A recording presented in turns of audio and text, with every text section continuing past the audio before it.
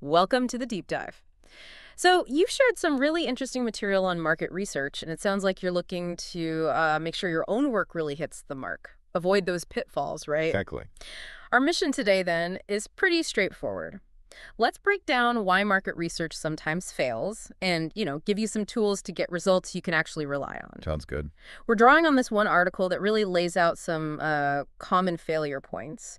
And as you know, research pulls from everywhere, reports, surveys, competitor analysis, all that stuff. Yep, the whole mix. So let's just dive right in. Why does market research sometimes lead us, well, down the wrong path? That's the million-dollar question, isn't it, when you're trying to figure out your market? Mm-hmm. And this article really nails it by pointing out some fundamental weaknesses, things that can trip you up right from the get-go. Okay. The first big one it covers is something we see a lot. Data sources that are, well, either biased or just incomplete. Biased or incomplete data. Okay, let's unpack that a bit. What does that actually look like? Not just the definition, but, in practice. Well, think of it like trying to solve a jigsaw puzzle, but you only have maybe half the pieces. Right. The article gives a really good example.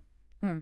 Say you only listen to feedback from your existing customers. No. You're basically just hearing from people Hmm. who already like what you do. You create this sort of echo chamber. Yeah, you miss everyone else. Exactly. You completely miss what potential customers think, Mm-hmm. people who maybe have different needs or prefer your competitors. It really limits your view of the whole market. That's a great analogy. It's like asking only iPhone users what they want in the next phone and ignoring everyone who uses Android or maybe doesn't even have a smartphone. Their needs could be totally different. Precisely. And it's not just who you get info from, but where. The article notes that relying too heavily on, say, online data can give you an incomplete picture. Well, what if a big chunk of your target audience still makes buying decisions offline? You could be missing, crucial steps in how they actually decide and buy. Right, because someone might browse online but then want to see the product in a store.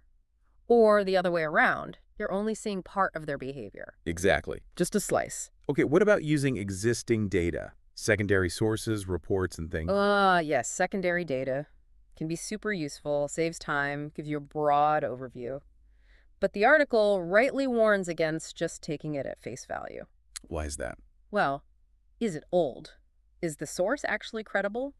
A general industry report might show some big trends, sure, but it probably won't capture the specifics of your niche market. So you could base decisions on stuff that doesn't quite apply. You could, yeah. Yeah. And you might end up making assumptions that aren't accurate for your specific situation. It's also worth thinking about who funded the report. Could that maybe influence the findings? That's a really sharp point about potential bias in the source itself. So it's not just the numbers, but where they came from and why. Okay. Now, the article also mentions unrepresentative sampling. This sounds like making sure we talk to the right group of people. Exactly right. Even if your data sources are solid, if the actual people you survey or interview don't really match your target market, well, your conclusions are probably going to be off. Okay, can you give us an example? What does an unrepresentative sample look like? Sure, the article uses a classic one. Yeah. Only surveying, say, urban millennials. Right.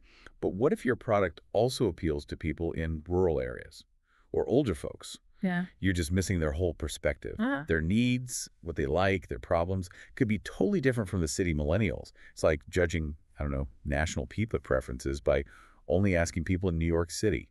Yeah, you'd get a very specific, maybe misleading view. Definitely.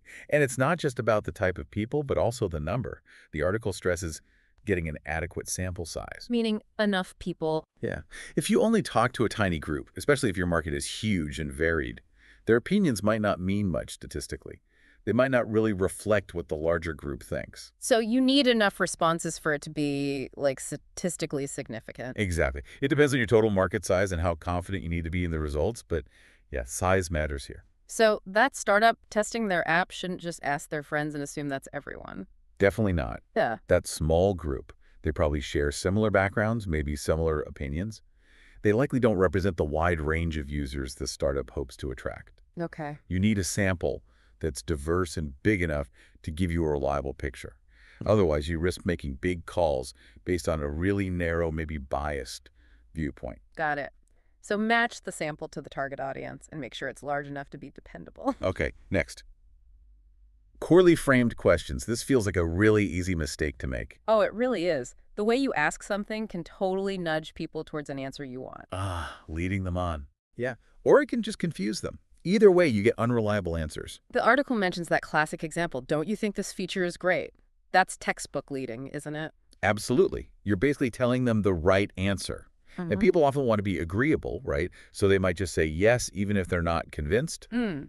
The article also flags overly complex questions or jargon-filled ones. If people don't get what you're asking, their answers won't be much help. Right. It's like trying to solve a puzzle when you just wanted to say, "if you liked the website color." So how do we avoid that? What's the advice? Focus on being clear, neutral, and concise. Cut out any hint of a desired answer. Use simple language. Make sure the question means the same thing to everyone. Okay. And they also make a really good point about balancing question types. Balancing types, like multiple choice versus open-ended? Exactly. Quantitative questions, the ratings, the multiple choice, they give you numbers, easy to analyze. But qualitative, open-ended questions, they let people explain in their own words. Ah, the why behind the numbers. Precisely. You get richer context, maybe uncover things you didn't even think to ask about. Yeah. You really need both for a full picture. Makes sense. And one last thing on questions. The article strongly suggests testing your survey or interview guide first. Like a pilot test, a dry run. Exactly. Test it on a small group before you go big. It helps you catch confusing questions, awkward wording, maybe leading phrasings. So you can fix them before the real thing. Yep. Polish it up before you collect the main data. Okay, so clear, neutral questions, mix quantitative and qualitative, and test beforehand. Got it. Moving on, the article talks about overlooking qualitative insights. We kind of touched on this, but it sounds like a broader issue. It is, yeah. Well, the numbers, the quantitative data show you what people are doing or what they say they prefer. Qualitative research helps you understand the why, the motivations, the feelings, the context behind those numbers. Things like focus groups, in-depth interviews, even observing people. Ethnographic studies. So like a survey might show lots of users aren't using a new feature, but talking to them, the qualitative part, could reveal why. Maybe it's confusing, or it doesn't actually solve their problem. Exactly that. The article uses a similar example. Without that why, you might just tweak the feature based on guesses. Right. Without fixing the real issue, maybe usability, maybe it just misses the mark on their actual need. Right. And the article also points out that qualitative research is often great for spotting emerging trends or uncovering hidden opportunities, things you'd completely miss just looking at spreadsheets. So it's getting that deeper story, the context that numbers alone can't give you. It's like knowing attendance figures for a museum versus understanding which exhibits really clicked with visitors and why. Perfect analogy. Yeah. Neglecting qualitative stuff can lead to strategies based on a really shallow understanding. You could miss out on insights that give you a real edge. The article really pushes for integrating both approaches, quant and qual, for a truly complete picture. Makes total sense. Numbers point the way, but stories explain the journey. Okay, the next point feels tricky. Incorrect data interpretation. So you can get good data, but then mess up reading it. Absolutely. All that effort gathering data can be wasted if you misinterpret what it's actually telling you. How does that happen? Well, the article points to a couple of big culprits.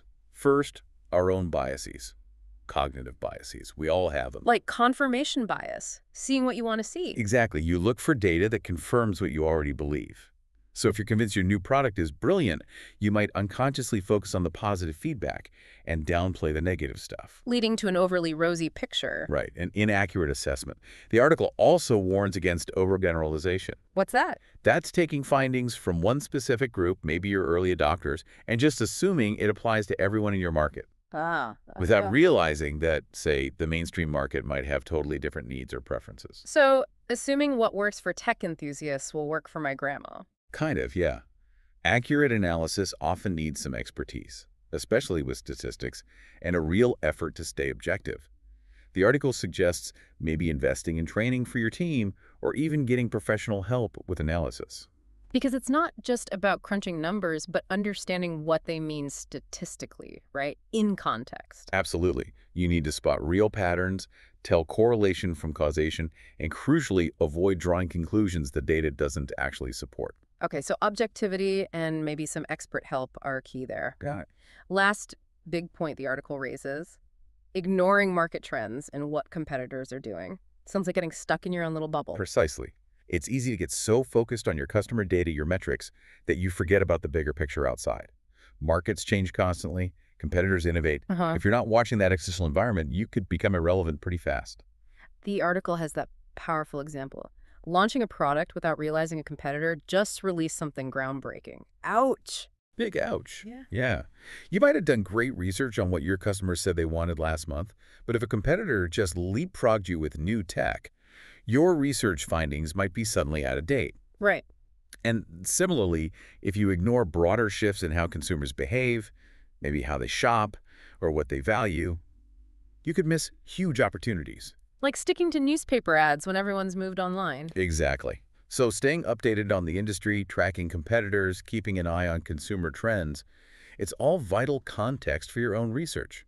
The article even mentions using something like a SWOT analysis. Strengths, weaknesses, opportunities, threats. Right. To help align your research with those bigger market forces, it helps you see how your findings fit into the competitive landscape and your overall business situation. So connects the internal view with the external reality. Precisely. Forces you to look beyond just your current customers. Okay, so let's pull this all together. The article does a nice summary. What are the absolute key things to do to avoid these pitfalls in market research? Yeah, it boils down to a few core actions. One, really check your data sources. Yeah. Are they credible, up-to-date, comprehensive? Two, make sure your sample truly represents your target audience, demographics, size, statistical significance. Okay. Three, craft those questions carefully.